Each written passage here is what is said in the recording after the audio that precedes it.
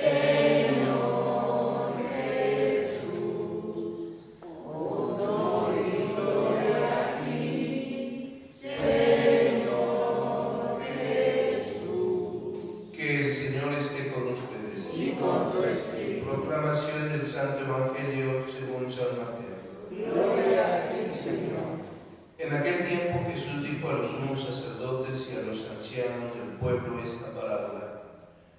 Había una vez un propietario que plantó un viñedo, lo rodeó con una cerca, cavó un lagar en él, construyó una torre para el vigilante y luego lo alquiló a unos viñadores y se fue de viaje.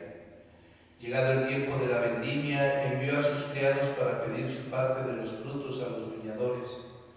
Pero estos se apoderaron de los criados, golpearon a uno, mataron a otro, y a otro más lo apedrearon. Envió de nuevo a otros criados en mayor número que los primeros, y los trataron del mismo modo. Por último, les mandó a su propio hijo, pensando, a mi hijo lo respetará. Pero cuando los viñadores lo vieron, se dijeron unos a otros, este es el heredero, vamos a matarlo y nos quedaremos con su herencia. Le echaron mano, lo sacaron del viñedo y lo mataron. Ahora díganme, cuando vuelva el dueño del viñedo, ¿qué hará con esos viñadores? Ellos le respondieron, dará muerte terrible a esos desalmados y arrendará el viñedo a otros viñadores que le entreguen los frutos a su tiempo. Entonces Jesús les dijo, ¿no han leído nunca en la Escritura la piedra que desecharon los constructores es ahora la piedra angular? Esto es obra del Señor y es un prodigio admirable. Por esta razón les digo que les será quitado a ustedes el reino de Dios y se les dará a un pueblo que produzca sus frutos. Al oír estas palabras, los sumos sacerdotes y los fariseos comprendieron que Jesús los decía por ellos y quisieron aprenderlo, pero tuvieron miedo a la multitud, pues era tenido por un profeta. Palabra del Señor. Gloria a ti, Señor Jesús. Tomen asiento. Comenzamos esta parte del Génesis que habla precisamente del tiempo de José y va a jugar un papel muy importante en la historia del pueblo de Israel, el mismo José. Sin embargo, aquí vemos los inicios y la consecuencia o la sucesión de lo que Caín hizo con Abel, el fratricidio. ¿Y qué lleva al hombre al fratricidio? La envidia. Por eso tengan mucho cuidado cuando envidian, porque la envidia te puede llevar a hacer cosas desalmadas, deshonrosas para ti y para el otro. Vean en el fondo, José es el hijo amado del padre. ¿De quién? De Jacob, ¿no? ¿Y qué pasa? Todos los demás hermanos empiezan a sentir envidia. Y el problema no es tanto que sientas a veces como que decir, híjoles, como que pues esta persona es más querida. No se ponen a pensar en por qué es querida. Y entonces lo que hacen es empezar a nublar su visión y su corazón. Eso es lo que hace la envidia. Y entonces llegó tanto la envidia a ellos que le echaron mano a José, ¿no? ¿Y qué hicieron con José? Pues muchos decían, vamos a matarlo, echémonos al pozo. Ahí está el fratricidio. No es tanto que lo mates físicamente, sino que denigras a la persona. Por eso fíjense lo que dice, ¿no? Cuando lo venden le quitan las vestiduras, porque la vestidura es signo de identidad, es decir, le quitan la identidad de hermano, le quitan la identidad de persona, le quitan la identidad de pariente, es decir, o sea, hasta ese grado llega la envidia, a pisotear al otro, a vender al otro, a dejarlo a su suerte. Eso es lo que hace la envidia, eso es lo que hace el fratricidio. Entonces fíjense bien, esa envidia, claro que también te puede llevar a matar a una persona físicamente. Vean en el fondo, si nos pasamos al Evangelio, en el fondo, ¿cuál era el disgusto de las autoridades religiosas en el tiempo de Jesús? No era salvaguardar la ley de Dios, no era salvaguardar su alianza, no era salvaguardar la sana doctrina, porque si lo hubieran hecho así, dices, bueno, está bien.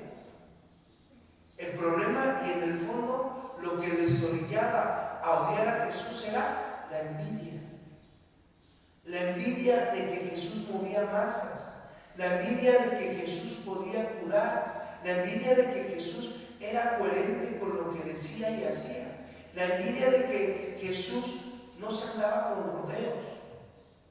Esa era la envidia. Y entonces fíjate, ¿qué hizo esto? Ahí está el viñador. O sea, les está diciendo prácticamente con una parábola la directa: ustedes me van a matar. Y al final, ¿quién mata a Jesús? El mismo pueblo. El mismo pueblo cegado por la envidia, cegado por la soberbia, cegado por la vanidad. El mismo pueblo que juega a ser Dios. Ve hasta dónde te lleva la envidia. Y muchos de nosotros hemos envidiado. Así que aguas con eso. Porque si tú le tienes envidia a una vecina, a una familia, a un familiar, aguas. Pídele a Dios que te quite ese sentimiento negativo. Porque si se le arraiga en tu corazón, puedes llegar a cometer fratricidio, como los hermanos de José y como los mismos viñadores y los mismos judíos. Vean, por envidia se ha llegado a guerras. ¿Por qué son las guerras? En el fondo es la envidia del ser humano hacia su hermano. ¿Por qué a veces hay conflictos en los mismos lugares donde se supone que debería de haber paz? Por envidia. Y esto no solamente abarca la esfera social, la esfera familiar, sino también la esfera religiosa. ¿No? Me preguntaban, ¿usted qué piensa de los padres estos, verdad, que andan ahí haciendo su show? En el fondo, ¿qué los mueve a ir en contra de su obispo, a ir en contra de su iglesia? La envidia.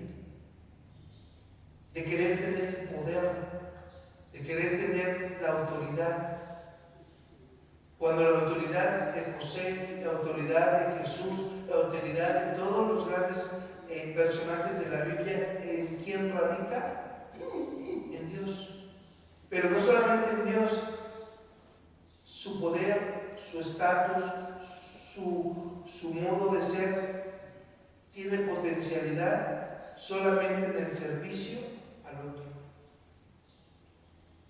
Véanlo, José, porque es grande, y lo vamos a ver después, porque se vengó de estos hermanos, no, porque les tendió la mano, en vez de envidiarlos, en vez de odiarlos, en vez de ir en contra de ellos.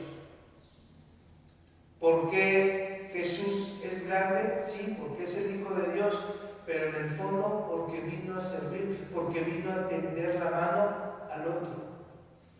Su ministerio estaba en relación al otro, en favor del otro. Entonces, fíjate, todos los grandes personajes de la historia de la Biblia, ¿verdad? Todos los grandes santos, su grandeza radica en el servicio al otro, no en el odio al otro, no la envidia al otro. Aguas con la envidia, hermanos, porque es muy mala.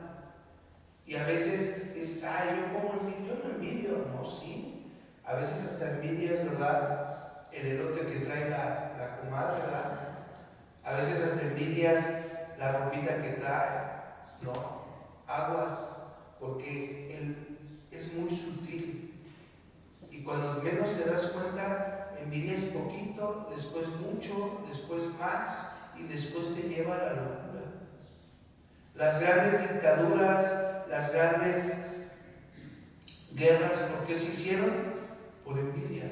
Y te llegan a la locura. Ahí está Hitler, ahí está Napoleón, ahí está Mussolini, ahí está Daniel Ortega, ahí está Maduro, ahí están varios gobernantes de nuestro país, ahí está, ¿verdad?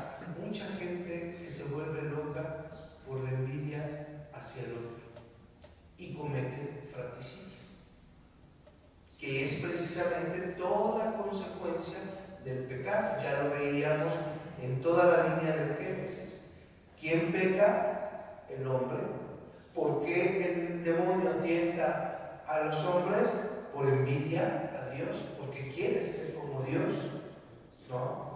Fíjate desde dónde ya está la envidia. Y si te vas dando cuenta y vas leyendo la historia de la salvación, te das cuenta que el fratricidio de Caín fue precisamente consecuencia del pecado y de la envidia del demonio. Y entonces te vas a lo largo, ¿no? ¿Y por qué hicieron la Torre de Babel? Por envidia, porque querían el poder de Dios, ser los únicos. Y así, ¿por qué, verdad, Sodoma y Gomorra fue castigada? ¿Por qué? Porque en el fondo tenían envidia. ¿A quién le tenían envidia? A Noé. No tanto así que querían copular, querían tener relaciones sexuales con los ángeles que enviaron a Noé, el Señor. O sea, todo lo querían poseer para ellos. El placer, el dinero, el estatus, todo. Fíjense. Y así, vete a la historia de la salvación y todo es por envidia. ¿Por qué mata Herodes a Juan el Bautista? En el fondo por envidia de Herodías, porque no soportaba a Juan, por rencor hacia Juan, ¿no? Y así te puedes ir hasta la historia. ¿Por qué hubo antipapas? Fíjate, ya estoy hablando de la historia de la iglesia. Por envidia.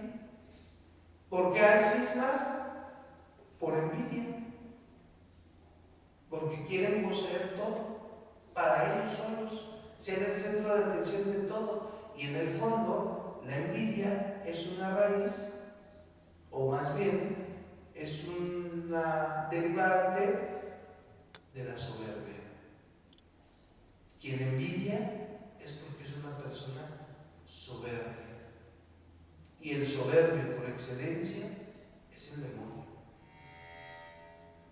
Y entonces, aguas con eso. Soberbia y envidia van de la mano. Y lo único que van a conseguir con eso, si seguimos en esa actitud, es la muerte. Fíjate cómo hasta los mismos fariseos le dicen a Jesús, no, pues le daría muerte, ¿no? Y les haría pagar, ¿no? Todo lo que hicieron. Y dices, pues, lo mismo va a pasar contigo.